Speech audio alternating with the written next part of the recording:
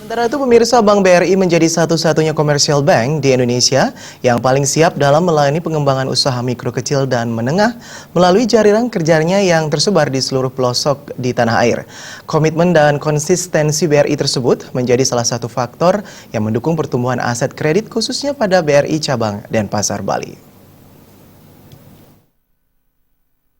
Subecan selaku pimpinan baru PT Bank Rakyat Indonesia Kantor Cabang Denpasar, Bali mengatakan, BRI masih fokus ke program sektor UMKM tanpa meninggalkan usaha di sektor lainnya. Pengembangan di sektor usaha besar lainnya tetap dilakukan sebagai upaya menjadi pelindung bagi usaha mikro dalam membangkitkan sektor UMKM di Bali. Keberadaan BRI diakui tidak mungkin terlepas dari UMKM karena BRI memang hadir untuk melayani UMKM.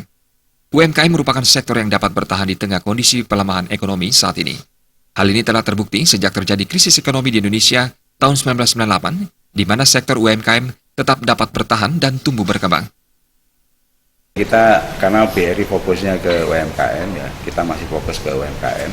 Bukan berarti yang besar kita tinggalkan, tidak, tetap diraih, tapi itu nanti jadi pelindung bagi yang kecil-kecil. Nah, itu nanti yang bisa membangkitkan UMKM di Bali. Enggak sedikit yang kita besarkan dari pinjaman 25. Kemarin saya ketemu dengan orang nasabah dari 25 juta sampai sekarang pinjamannya puluhan miliar. Subecan juga menambahkan, tidak saja pinjaman modal kepada UMKM, BRI pun tetap melakukan pembinaan dan pelatihan pemasaran produk melalui kegiatan pameran. BRI Cabang Denpasar dalam waktu dekat ini akan berencana menggarap forum UMKM dalam pengembangan programnya. Meski tidak menyebutkan besaran plafon terkait kredit usaha mikro, Subecan menjelaskan dari banyaknya permintaan kredit, maka pada Oktober 2016, BRI telah mendapat tambahan plafon pinjaman dan plafon tersebut telah habis disalurkan ke masyarakat yang layak untuk dibantu, khususnya UMKM bidang pertanian dan perdagangan. Oktober kemarin dapat tambahan plafon lagi, ya, dan itu sudah habis. Ya karena permintaannya cukup tinggi dan memang layak untuk dibiayai, layak untuk dibantu.